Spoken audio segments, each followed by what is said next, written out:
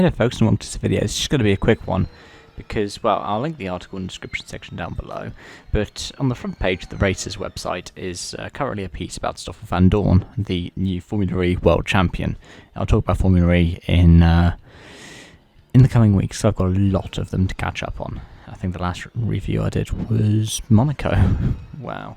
But they did this piece about why it's an editorial piece titled "Why Formula E's New World Champion Fell Flat in F1." And the thing is, I like editorials as journalists. I like Scott Mitchell. I like the race. I like what they do, especially in light of all the controversy that seems to surround the Motorsport Network, all through its Motorsport Games division.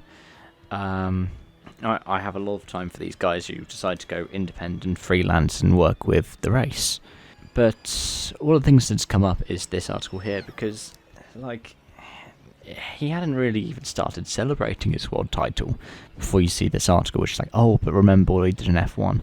And even if the article itself, I've read through the article itself, doesn't necessarily criticise stuff. In fact, what it says is he was up against the toughest teammate of all in Fernando Alonso, so we couldn't really expect him to do badly, especially considering he performed well up against JB when he did stand in for Alonso in 2016. I don't know. I think the timing of it was deliberately poor. Maybe for the outrage, but I don't think they would necessarily think of the outrage. I'm not that cynical after all. But my question is, why talk about it? Like, the whole bit of, other brilliant talents who've struggled in F1 was such a small part of it.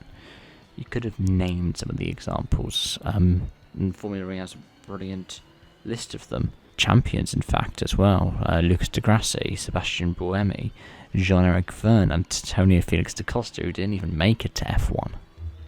And the thing is, this article could have been spun a bit better as well. It's a kind of, could have been a kind of, not a, he did bad in F1, it's an F1 isn't good enough. Because that's the reason why these series exist in the way they do, right? That's the reason why FE has the kind of traction it does. It's the reason why WEC has the traction it does. Because that old narrative that we saw when Formula E first started up of it being F1 rejects, that's gone now. Now the criticism of Formula E isn't that it's F1 rejects, it's to do with the cars, or it's to do with how they race. It's not to do with the drivers.